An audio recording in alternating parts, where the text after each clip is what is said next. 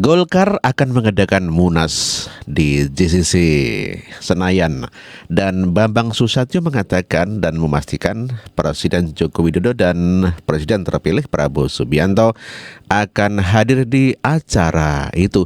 Kita dengarkan pernyataan dari Bambang Susatyo. Jam 9 pagi ya. Jam 9 pagi kita akan mengadakan Rapimnas. Jam 8 pagi kita akan ada pembukaan Rapimnas yang dibuka oleh PLT Ketua Umum. Kemudian diharapkan selesai jam 1 dan kemudian dilanjutkan dengan persiapan Munas jam 2 siang. Jadi Rapim ini agendanya adalah pengesahan pengunduran diri Ketua Umum Partai Golkar Pak Erlangga Hartarto, kedua pengesahan PLT, dan kemudian juga pengesahan jadwal Munas yang akan diselenggarakan pada tanggal yang sama jam 2 siang di JCC Senayan.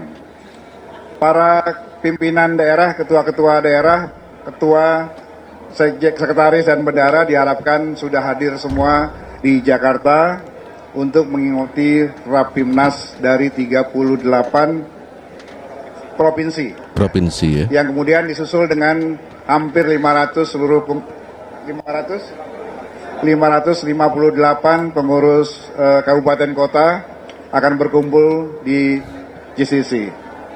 Undangan Rapimnas diperkirakan mencapai 500 lebih dan Munas 1.500 peserta. Munas akan dibuka tepat pada pukul 15.00 yang dibuka langsung oleh Ketua PLT Ketua Umum dengan agenda sebagaimana biasa Munas dilakukan. Dan kemudian diharapkan Munas lanjutannya dari pembukaan hari pertama besok paginya jam 9 untuk mendengarkan laporan komisi ya. Dan dilanjutkan dengan pemilihan atau penetapan Ketua Umum Partai Golkar 2024-2029. Pembukaan pendaftaran sesuai dengan apa yang sudah disampaikan oleh SC dimulai besok jam 4 sore sampai jam 10.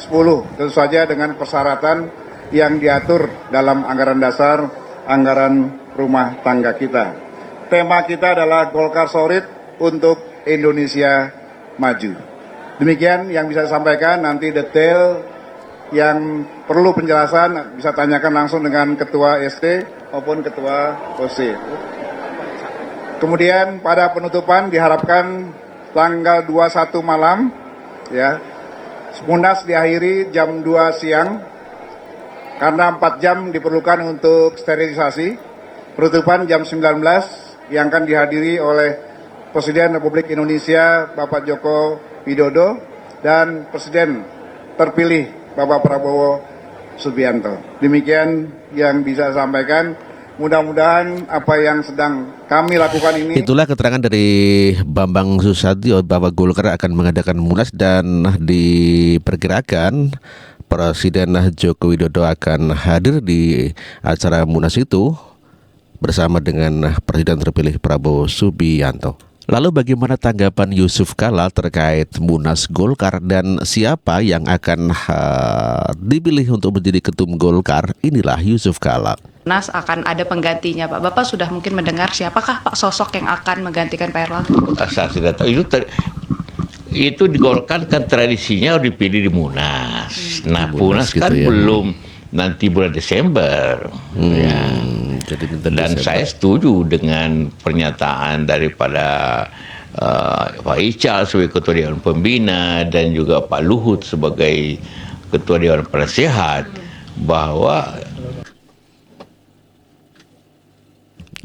taat kepada aturan dibikin diputuskan sendiri oleh Partai Munas, satu Rapim itu Munas Desember. Jadi karena itu kita harus taati itu, harus bahwa partai harus dijaga, jangan kena hanya tekanan-tekanan dari pihak luar sehingga partai harus menyerah. Itu buat apa ada puluhan juta kader kalau begitu. Nyimak pernyataan Bapak bahwa ada tekanan, Pak, berarti dari tadi. Ini sebenarnya Tapi ada tekanan yang lebih kuat. Karena kalau dari si internal, saya yakin tidak ada. Karena semua sudah setuju Desember. Tiba-tiba berhenti sekarang, pasti daripada itu. berarti ada tekanan eksternal ya, Pak, ya, untuk mundurnya Pak Erlangga. Iya, karena kalau tekanan internal harus melalui Munas, Rapim, tidak bisa orang per orang menyatakan itu. Itulah Yusuf Kala yang mengatakan bahwa meyakini Airlangga Hartarto mundur dari Ketum Golkar dikarenakan mendapatkan tekanan dari luar yang sungguh luar biasa. Dan dia meminta agar Munas dilaksanakan pada bulan Desember, bukan pada bulan ini, di bulan Agustus. Dan jika kelihatannya sangat menyayangkan terjadinya mundurnya Airlangga Hartarto sehingga dengan cepat akan diganti dengan secepat itu. Sementara Mahfud MD mengatakan tidak tahu menahu terkait mundurnya Airlangga Hartarto, apakah ditekan oleh Pak Jokowi? Dia juga mengatakan tidak tahu. Apakah itu intervensi dari Pak Jokowi atau itu sebenarnya ada orang-orang nakal mengatasnamakan Pak Jokowi? Atau memang ada konflik internal karena politik itu kepentingan.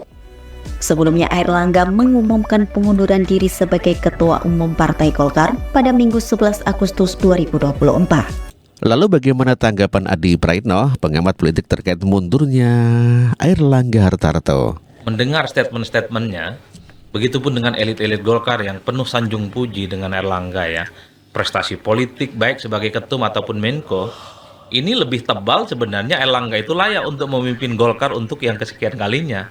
Bukan justru mundur secara lillahi ta'ala itu. Loh, nggak ada angin, nggak ada hujan. Kan orang menggunakan begitu banyak unit analisa. Orang mundur dari posisi ketua umum pasti ditanya satu-satu. Apakah karena prestasi yang jelek? Enggak juga kan. Dipuji-puji nyatanya nih Pak Airlangga. Apakah karena faktor kesehatan? Enggak juga, orangnya sehat. Ditelusuri begitu panjang, ternyata ketemu tuh pada persoalan lama, di mana Pak Airlangga selalu dikait-kaitkan dengan persoalan hukum. Nah itu yang dianggap setruman mungkin ya. Dia khawatirkan menjadi celah ketika ada orang, kekuatan politik yang kita sebut besar, mencoba untuk mengintervensi bagaimana kekuatan politik Golkar di masa yang akan datang. Intervensinya buat apa, Mas Adi? Golkar ini partai besar, ya. Partai pemenang pileg kedua di 2024. Suaranya naik secara signifikan, 102 kursi atau setara dengan 15,3%. Itu ya tipis lah bedanya dengan PDIP. Dengan Jadi PDIP, siapapun yang mampu mengendalikan Golkar untuk di masa yang akan datang, ini equal dengan PDIP, ini Seimbang equal dengan PDIP ya. Gerindra sebagai pemenang Pilpres. Jadi intensinya begitu. Dan yang bisa melakukan itu ke Golkar adalah Kekuatan besar itu. Nanti kita lihat kekuatan besar itu bagi saya Zilvia, kalau yang masuk struktur dalam komposisi kepengurusan Golkar itu adalah orang yang memang warawiri di Golkar gitu ya. Seperti Doli, kemudian AGK, ada Bahlil, ada Aceh Hasan Sadili, ada Mutia Hafiz, Nurul Alifin. Orang nggak ada soal. Tapi dicek nanti, apa betul di Munaslup itu memang ada perubahan yang signifikan di ADRT yang mengakomodir pihak-pihak eksternal. Nah itu mungkin salah satu yang bisa kita jadikan sebagai acuan bagaimana Golkar membuka pintu seluas-luasnya bagi outsider, bagi pihak luar yang selama ini bukan Golkar.